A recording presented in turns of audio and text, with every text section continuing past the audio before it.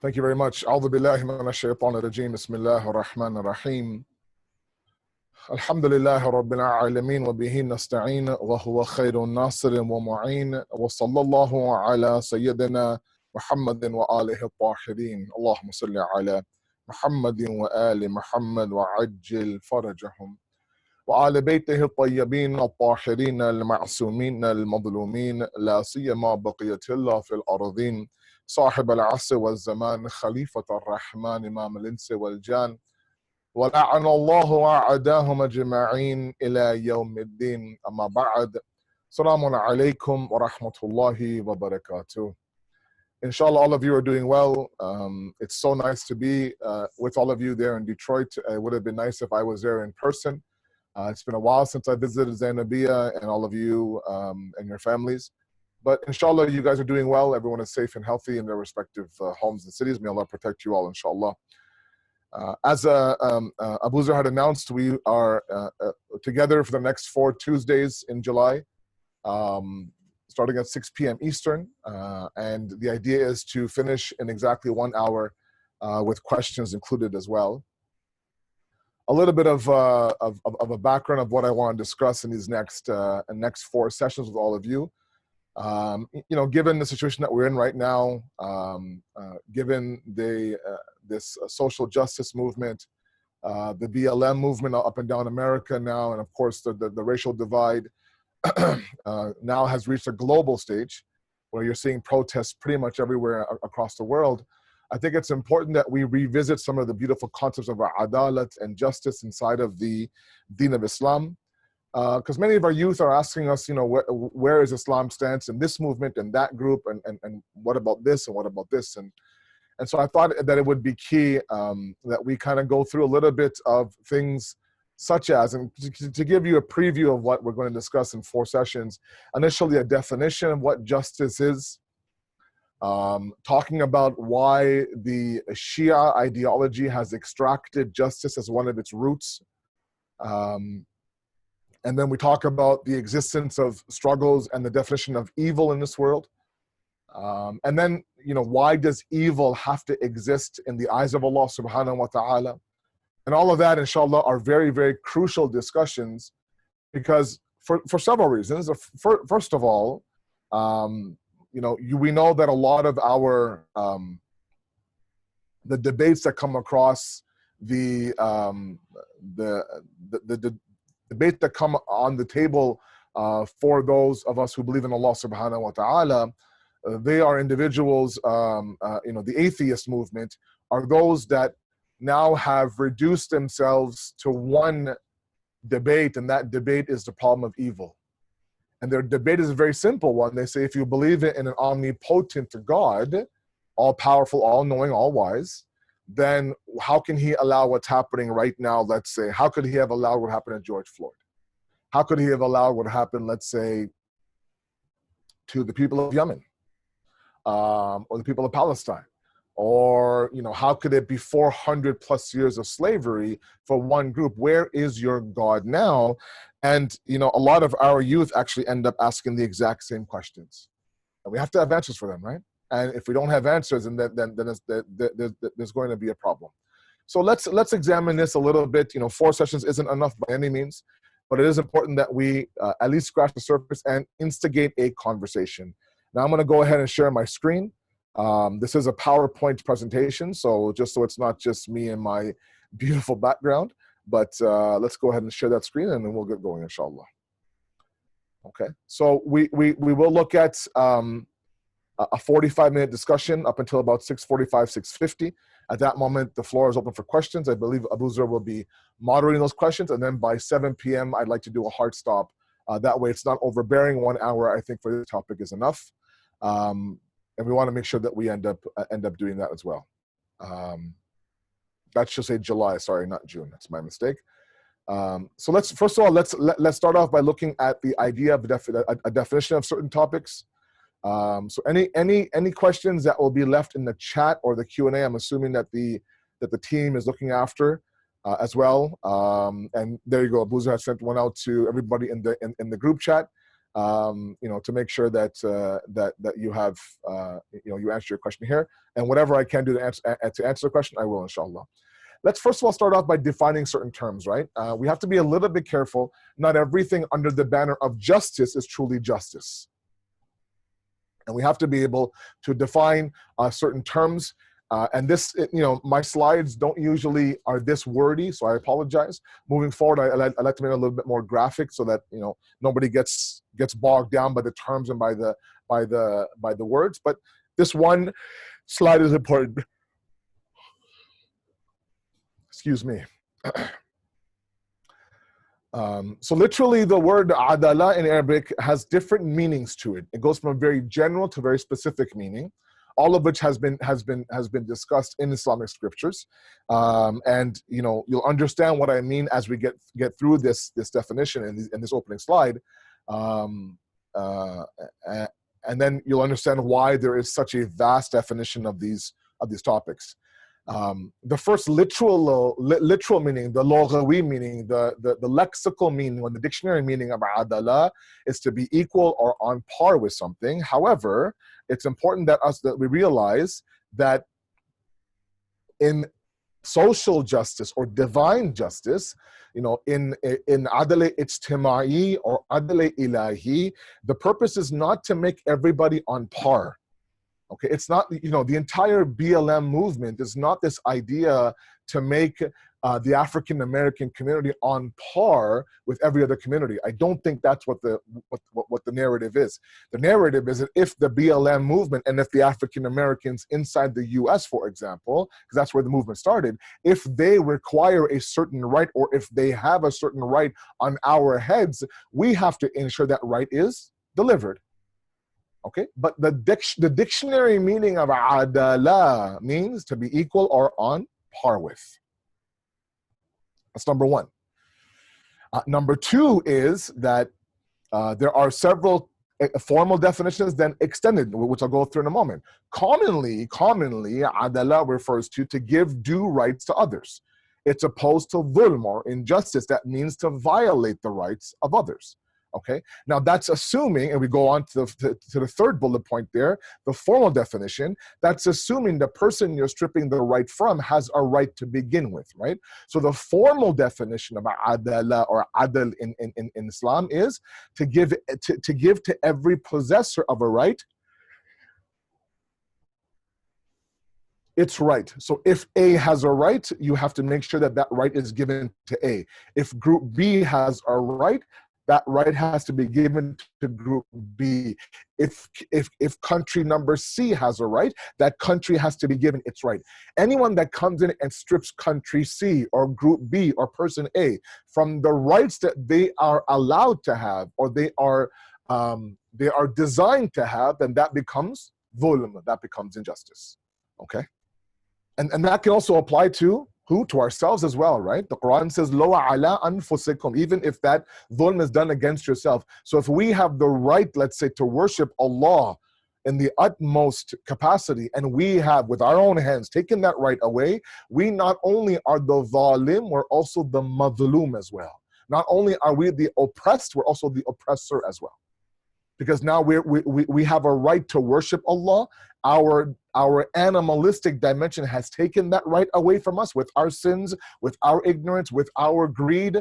And so we have done what? We've done injustice upon ourselves. Okay?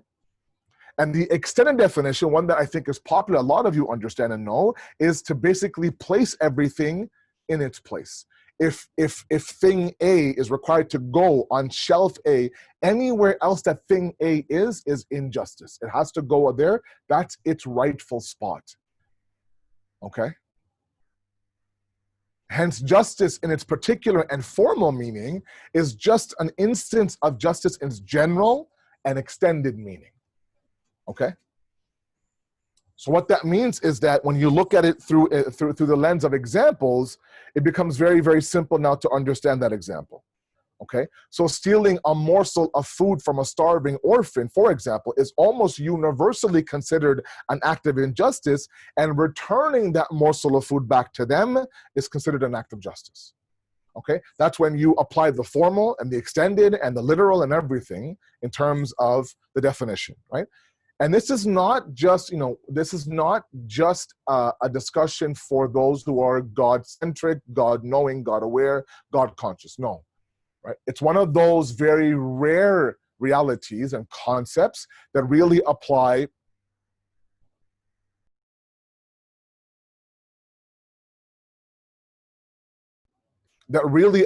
to all of mankind. That's why specifically when you look at the arrival of the Imam of our time, one platform that he's going to use that's really heavily emphasized in tradition that will attract everybody is justice, right? Because everything else has a little bit of a very, inclusive nature to it, right? Exclusive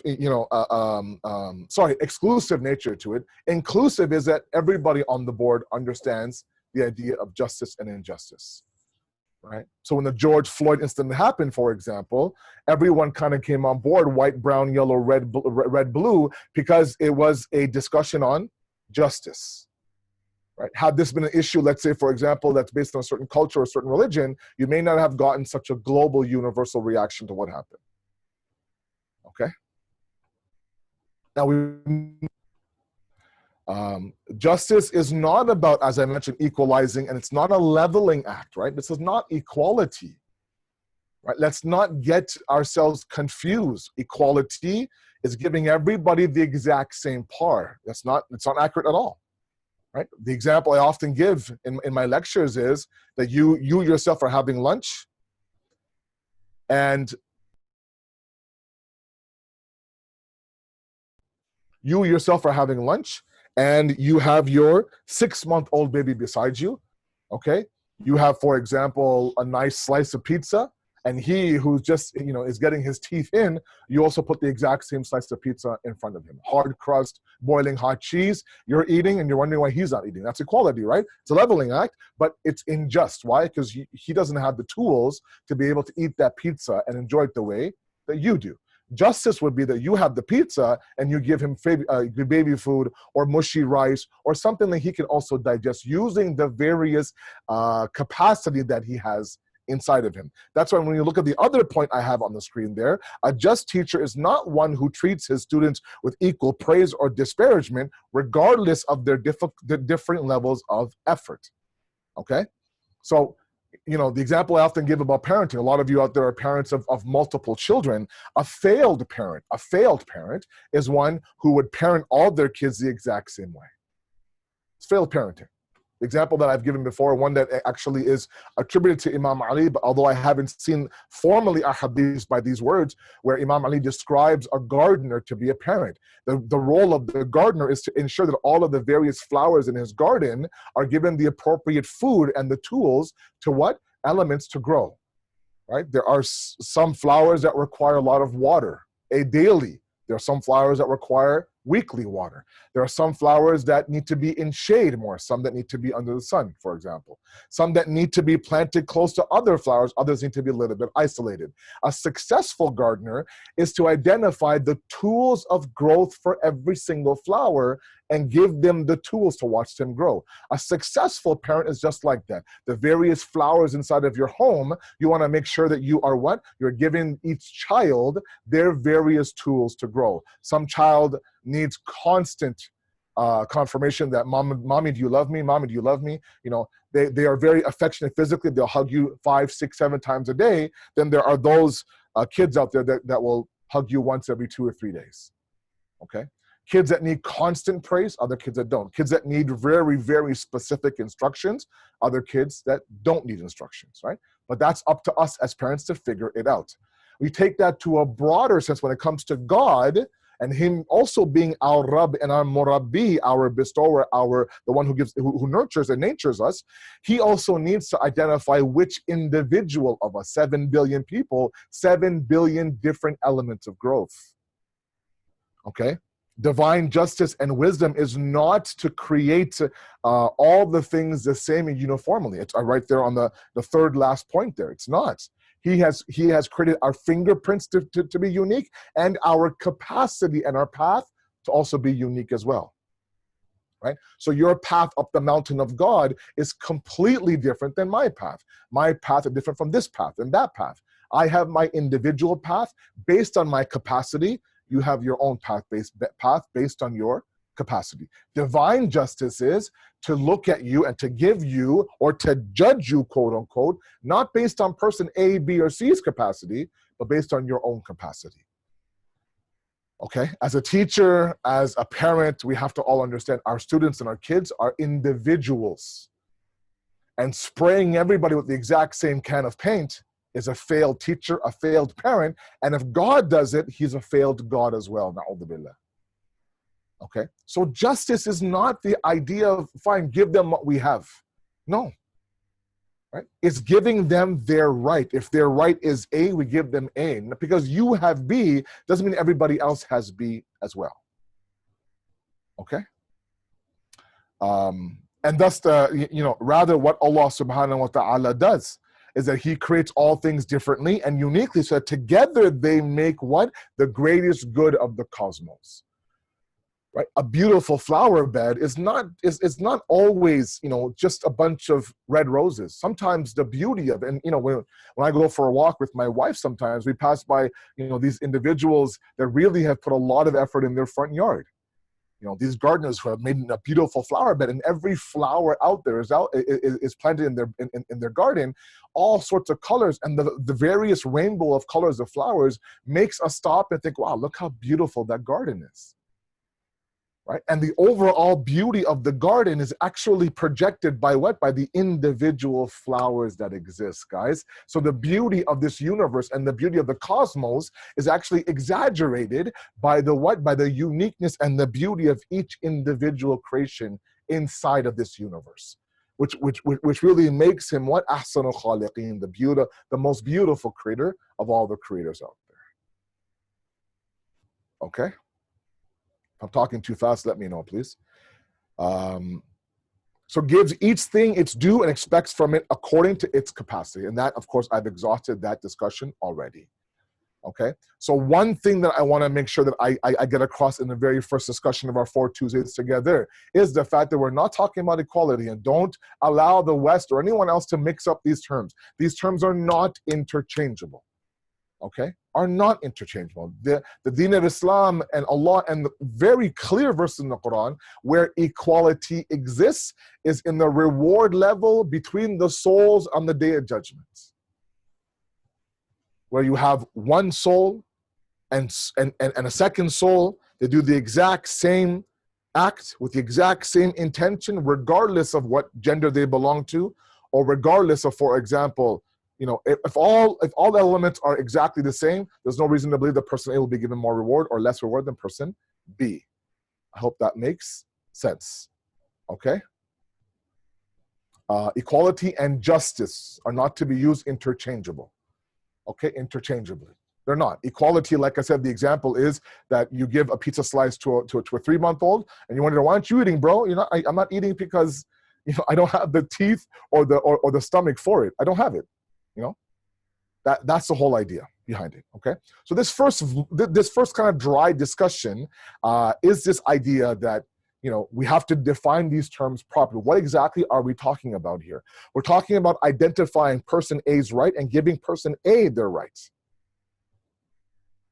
Okay, even within an entire nation like the African American community, even within there's levels, right? There are people who are educated. There are people who haven't been given the opportunity to educate, et cetera, et cetera. But at least let's start off with the general, and then we go down to the filter down to the specific, okay?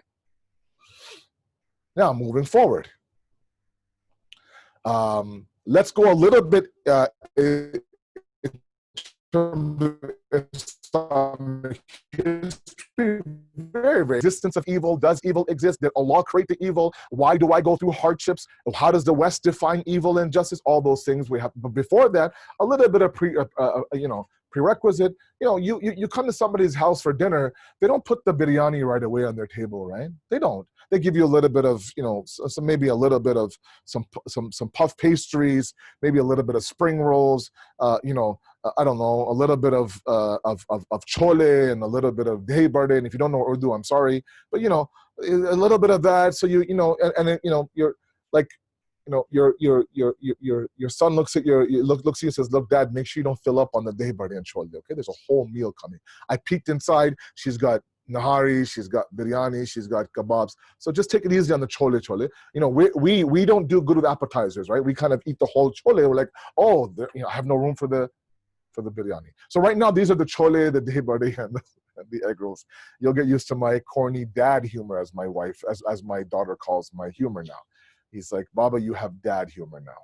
Yeah, I've reached that level where my beard is white and my humor now is dad humor. Now, let's get focused. I said, hey, okay. So divine justice now. Let's understand it through the lens of the deen, a little bit of Islamic. We have three groups of people here, Ash'aris, Mu'tazalis, and the Shia ideology. Okay, Ash'ari and Mu'tazalis are two groups that belong in the Sunni world. They are the two different theological philosophies that exist. Okay, so inside the Sunni world, they have split together the idea, or split apart, sorry, the idea of a different theological discussion and a different jurisprudence discussion.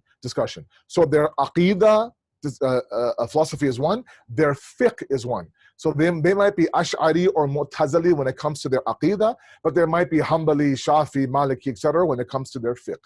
The Shias are all one because our source is one, the Ahlul Bayt and the Holy Prophet. Okay. Now there are vast differences, Ash'aris and Mu'tazili, especially in the field of free will and predestination, right? Jabr and Tafweed. Okay.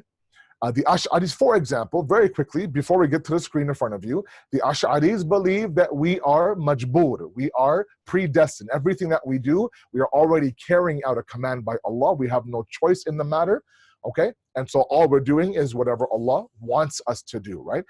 That's the philosophy a lot of the zalimeen, a lot of the oppressors in the past would use. The likes like, the people like Muawiyah, people like Yazid, that they would ask, in a very ridiculing fashion after the day of Ashura, for example, Bibi Zainab, that, how did you like the fact that, Imam Hussein was na'udhu killed by God? Meaning that this is how Allah wanted Hussein to be killed. And so, how are you liking your God now? Right? Meaning that, we didn't do anything. It was all him. We're just kind of, on a string carrying out a command like a puppet to its puppet master. Okay? The Mu'tazilis believe that no, we are absolutely free, but so free that we are independent of God. That's also a problem. So both of them are problems. And then, of course, the Shias are what? They say, La jabr wa la tafweed, amra bain al-amrayn.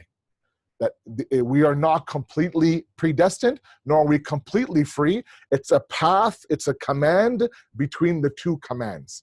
Element of free will, element of predestination. But that's not my topic, inshallah.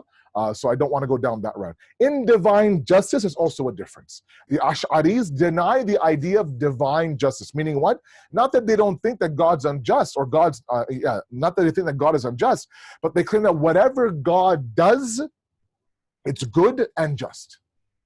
Meaning, for example, if on the day of judgment, me and all of you together, we watch God place the holy prophet of Islam, the holy prophet of Allah, Prophet Muhammad sallallahu alaihi wasallam. We watch Allah subhanahu wa ta'ala place him in the depths of hell. The Ash'aris say, we accept that. That's God's justice. Whereas you and I, the Shias and the Mu'tazili will say, wait a second now, that's not the God I know. Right? It's impossible that we accept that because God is also bound to follow what? Natural natural values and harmonious beliefs that exist in this world. Okay? Look, the entire discussion is can God do something? God can do whatever he wants, but will he is a different discussion altogether. So with his power comes his wisdom. So for example, you and I, can I jump off a building? Of course I can. I can go up on the balcony. I can jump, but will I? I won't. If I have a sound mind, I'm not mentally unstable, right? My wisdom will override my power and say, while I can jump off a building, I won't. Okay? Allah subhanahu wa ta'ala's wisdom overpowers his power. His hikmat overpowers his qudrat. while he can do certain things, he won't. His wisdom won't allow it. Right? So while he can place whoever he wants inside the hellfire, his wisdom will block him and say, look, this is the Habib of yours. This is the seal of prophet. This is the holy prophet. He's the epitome of the best of your creations. He doesn't belong in the hellfire. The hellfire, as described by you, does not match the qualities of the holy prophet. So we outright deny that's even possible. Okay? So the Mu'tazilites and the Shia, who are also referred to as the Adiliyah, affirm it. For them, God only does that which is good and just. Okay? Now, a lot of you might ask, wait a second, doesn't God now determine what's good and just? He does, but there are some things that are absolute truths in this world that even he would not, in his wisdom, would not change. 2 + 2 = 4 in any universe, in any era, in any nation, and God being wise would never change it to 2 + 2 = 5, right? The Holy Prophet belongs in the highest level of Jannah that cannot be changed. His wisdom won't allow him to move him from that level, no matter what anyone says. I hope that makes sense to all of you. It's a very, very key point. Very key point. Another point, the controversy revolves around the limits of the validity and the authority of human intellectuality. Meaning what? Meaning what I mean by that is that can the human intellect, independent of textual authority, now we're not talking about some hadith or some verse, just complete logic, can it identify goodness or badness of a certain act, especially a divine act? Can we say that this act of God is wrong, this act of God is right? Right? Can we say that? Are we able to understand that concept intellectually or not? Okay, so for example, the second last point there, can the intellect affirm the statement? Can we confirm it, saying it is necessary that God sends the believers to heaven and disbelievers to hell? Are we able to understand that? Or must it rely on a revelation, on, I don't know, scripture, on textual authority, meaning some hadith, some narration, some sermon that tells us, okay, the Holy Prophet says that believers go to heaven and disbelievers go to hell. If that hadith didn't exist, would we still be able to digest, affirm, understand the idea that a believer is heavenly, disbeliever is bound for the hellfire? Okay, the Ash'aris believe that we don't have that capacity. The Adiliyah, the Shi'as believe, yes, we do, right? Absolutely. The issue, oh, sorry, I went too fast. Sorry. So I am over here, guys, okay? This issue is known as rational good and evil. Husnu wal al-qubh aqli. The whole discussion in philosophy. Okay, Mu'tazilis and the Shi'as affirm it's absolutely possible for God to grant man such an intellect for us to know God, to a certain extent now, to understand God. Okay, man can affirm goodness and good acts that are given to God. He can also disassociate evil and evil acts from God. Okay, can God do injustice? Will God do injustice? Right? We sometimes don't need pages and pages of traditions from the Ahlul Bayt telling us that God cannot be unjust. Deep down in the heart of our hearts, if we have true ma'rifat of Allah, they'll tell us, look, it's not possible. You cannot believe in a God that will do injustice on a group of people. Now, later on in our discussion on Tuesdays, we'll address that through a logical discussion on why God is not able to do injustice. But right now, I'm sure all of you, especially those who are a little bit older and wiser, can accept the fact without scripture and without textual authority that God cannot do injustice. Right? Not that God must do good and is forced from the outside. Please, it's a very, very important point, the last point. Not that God must do good and is forced from the outside. Rather, God must do good as it is an inseparable part of his nature and is necessary for him. Very, very crucial. Very important to understand this point. Meaning that what? That look, a quick Tawheed one-on-one discussion. It's already 6:30, and I want to make sure I give you guys enough time, at least 10 minutes for questions. I'm going a little bit fast, but that's okay. You guys can keep up. You guys are quick in Detroit. Allah subhanahu wa ta'ala's attributes and his qualities are not like ours. I've had this talk on the very mimbar in Zainabiyah the last time I was there, I believe, if not before that, where I talked about the fact that my qualities as me, as Asad Jafri, my qualities are independent of me as a person.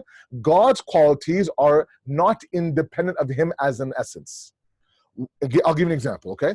I have quality A, B, C about me, okay? And then there is me, Asad Jafri, on one side, my qualities on another. If my qualities change, for example, people change all the time, right? A little bit of my elders in the audience, at one moment, for example, me, at one moment, maybe I was an impatient guy, now I'm patient. Maybe I had anger issues, now I'm able to control my anger. Maybe I don't know, I was good in one sport, now not so much, okay? Maybe I was a certain body image, now not so much. All those qualities, while they fluctuate, what doesn't fluctuate is me, Asad Jafri. It's not like there's a different version. I'm 2.0 now, I'm 4.8, I'm 10.2. It's the same Asad Jafri, right? It's the same. If you show me a picture of me when I had a different body image, if you show me a picture of me shooting a basketball when I could shoot a basketball, if you show me a picture of me, for example, at my rage when I was angry, all of those pictures may not be what I or who I am now, but all those pictures are me. And that me exists in all three of those pictures, and the me exists in front of you today as well. That me is independent from my qualities. Hopefully that makes sense to all of you. If I was there in front of you, I would see some nodding or some sleeping, or it's like, yeah, the aha moment. I'm right now talking to a camera. There's a light behind me, and I'm assuming that through the camera, you guys are all like with me. Assuming you don't have kids right now climbing on you, or some husband asking you for chai.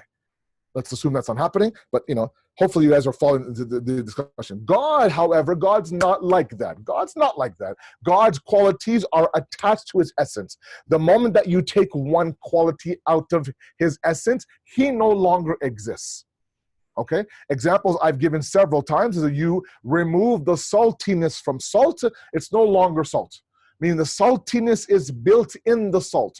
Salt is salt due to its saltiness. Okay, you take away the salt, you can call whatever you want, white powder, whatever you want to call it. You can't call it salt. You take away any one of Allah's qualities from God, he's no longer God. That includes his justice. The moment that he does injustice on somebody, he no longer exists. So what? It's impossible. Let's reread that last point with this new understanding in mind. Okay? Thank you for your virtual nodding. I love it. Okay? Not that God must do good and is forced from the outside. No one's forcing him, right? You can't coerce God into doing anything. Rather, God must do good because it's an inseparable part of his nature. It's inseparable part of his nature and is necessary for him. Meaning what? If he does not do this, he's no longer God. If one day you put salt on your eggs, and for some reason it's not salty, like, okay, maybe the salt decided one did not be salty. No, man, it's not possible. Namak is namak, yeah? The namak is namak. Namak has to be namak. And without that namaki flavor, namak is not there. You can tell I'm hungry, can't you? Yes, you can. Okay? I'm happy, Muttaqi bhai, that you make your own chai, mashallah. Next time I'm in Detroit, you're going to make my chai for me in a thermos and bring it every day for my majlis. And I better have ilaichi, a little bit of masala as well. Yeah, absolutely. 40 minutes into my class, I'm giving my blood, sweat, and tears, and the only thing that Muttaqi bhai can talk about is his chai. All right, let's move on. Okay, so it must be necessary for him. Okay, hopefully that makes sense. Don't mind my clapping. Okay, hopefully that makes sense. Okay, so can I move on from here? What time are we at here? We're at 6:36. Let's go through one more slide, inshallah, then we will go from there. Okay? Yes, I know he does. I know he does. Chai with namak. Yes, absolutely. Okay, all right. This is what I'm dealing with in this class. You guys are lucky I'm not there and live. Otherwise, I would have thrown a chappal at you guys talking about chai with namak. All right, let's move on. Let's go to class number 2. Now, quick question. Why justice? Okay, let's do this quickly, inshallah. Then we'll go from there. Okay, at least let's get through this slide, and we'll do a lot in one day. It's very heavy. And then any questions, inshallah, all of you are All of you are there. Okay. Did I draw on my screen just now? Is this black marker there? No, I don't understand what that is. Okay. The question is why. Now, as you know, very quickly, and this might be news to all of you. I don't think so. You guys are a very smart crowd. There are two terms that sometimes are a little bit confusing. Okay. One is usul-e-din. One is usul-e-madhab. Okay. One are the roots of the religion. One are the roots of ideology, of the school of thought. The way that I have been taught in my respective Sunday school in Toronto, and I'm sure all of you have been taught as well, is that the usul-e-din are how many? They are 5. Okay? The reality is the usul-e-din are 3. Usul-e-madhab are 5. Right? To be a Muslim, you must believe in 3. To be a Shia, you must believe in 5. Okay? Now, don't debate me on is there a difference between a Shia and a Muslim. I'm talking about, for example, just simply on a lexical fiqhi level, for example, if you want to know if person is a Muslim, can I eat from their hands? Are they considered to be a Muslim? You know, do they believe in these 3 things? Okay. For example, you don't need to, it's not needed that if person A is giving you, is claiming that the meat that he's serving you is halal, that he believes in Ghadir and he cries for Imam Hussein and he does, dohat kamatam on the day of Ashura. No. Do you believe in 3 of them? Tawheed, prophethood, and ma'ad or qayamat, or the day of judgment. Oneness of God. He must believe, or they must believe in prophet to the point they must believe that the Holy Prophet is the seal of prophethood.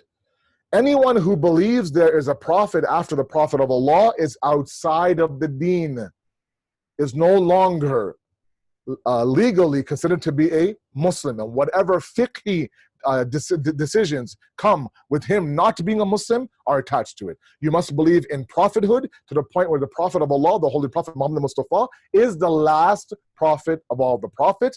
And then you must believe in a day of judgment. Those are the usul of the deen.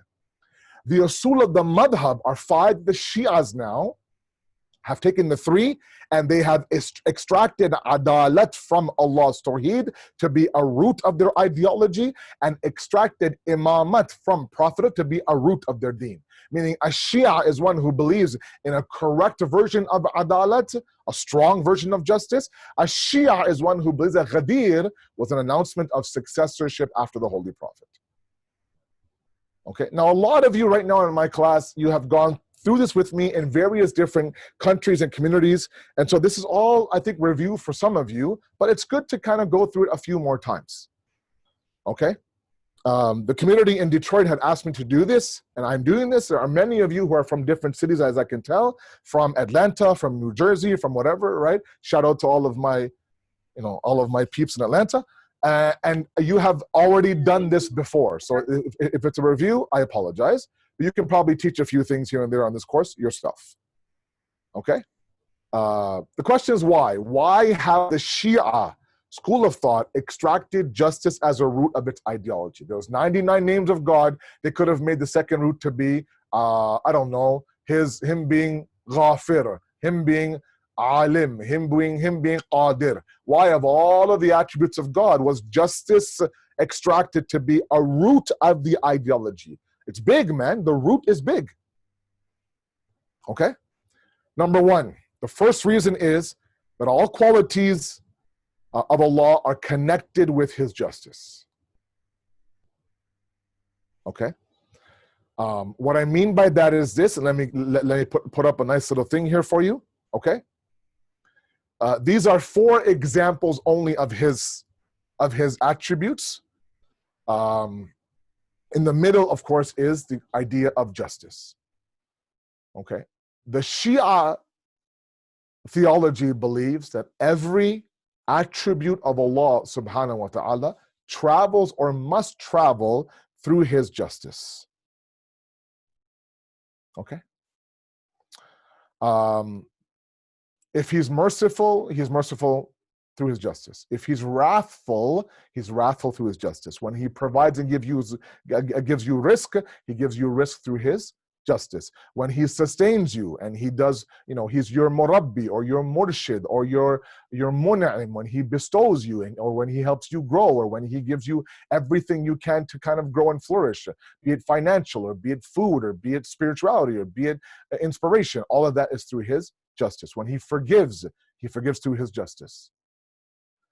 Okay, why is this important? Because when it comes time, sometimes when we examine the lives of other people, there is this cloud of envy sometimes that I see in people that bothers me. It's human nature. I get it to a certain point, that why did they get it and I not get it? Why does everything work out for that couple and not for this couple? Why did she find a good guy to marry? Meanwhile, I'm still looking. How come I didn't live in a city that was more active than my own city? And you all of a sudden start to think for a moment that God has it out for me. God just wants to see me suffer. Right? I do everything right, Malana. I pray namaz on time. I've gone for my hajj. I do my ziyarat. I'm good with my in-laws. I wear my hijab. I help around the house. I raise my kids properly. And everything I do is a big struggle. There are people who don't have hijab. There's no sense of deen inside of their home. They're horrible with their parents. They have the worst kids in terms of akhlaq. And yet, they have everything. Everything somehow works out. Right? And while I understand the idea of envy and hasad and jealousy, my concern is that when it trickles into God, and we start to think that God just loves to see me suffer, and then we take it even one step higher to end up saying, you know what? God just likes to be unjust to me. It's so wrong what God's doing to me. That hasn't been said before? It has been said. Maybe not verbally out loud, but sometimes in the heart of our hearts, we might just like, why doesn't God want me to have this? What is it, God? Like, what do you want from me? What more can I give you? So we start challenging God, God forbid, until we realize this point. And that's why the Shias have really kind of made such all the way from the Imam-e-Jamaat of a Salat to the Imam of the nation to the Wilayat of Allah, all of it now screams the idea of justice. Has to be understood correctly. Right? And that's why God will not allow this world to end without the world seeing a manifestation of his justice. He won't allow it. He won't allow it. That's how near and dear and how important it is to these individuals. Okay? So the first point is that every quality of Allah is connected with his justice. Okay? I hope that makes sense to all of you. I'm going to stop the discussion there for today. It's a lot. It's quite heavy. Of course, we have many slides after this, but we're going to stop there. There are at least one or two more reasons why justice, and then we get to the idea of evil and the existence of evil and hardships inside this world. Okay, so I'm going to pass over the mic, as I promised, at 6:45 to Abu Zar, who I know is still awake, inshallah. We will go from there. Okay. Again, any questions? All? If there's no questions, if it was explained to you perfectly by a perfect teacher, then that's fine. We can call it a day, and you guys can enjoy your Tuesday evening wherever you are from. Okay. So Abu Zar, it's all yours, buddy. Thank you, Syed, so much. So in the chat we have one question. If I am not mistaken, second. So, one question that we have is, I think this is from in the beginning. It says, which terms equality and yeah. So I answered that question already. She had asked me for. I saw that, so right away I said it's equality and justice is not to be used interchangeably, and then she acknowledged by saying thank you. Okay. Well, with that being said, there's no other questions besides talking about chai in the chat. So. All right. Anybody else have any questions at all? If it was clear, then inshallah, I'll take your leave. Otherwise, we can give it a minute or two. Any questions at all? If not, then inshallah, as I said, I'll know for next time to go until at least 6:55. Then that way we can exhaust our time. And then that way 5 minutes for any questions. Okay, guys? So Yeah, no questions then, inshallah. Let's wrap up the program. We'll see you next Tuesday. All right, inshallah. See you guys next Tuesday. Inshallah. Okay. Thank you very much, everybody, inshallah. Wassalamu alaikum wa rahmatullahi wa barakatuh.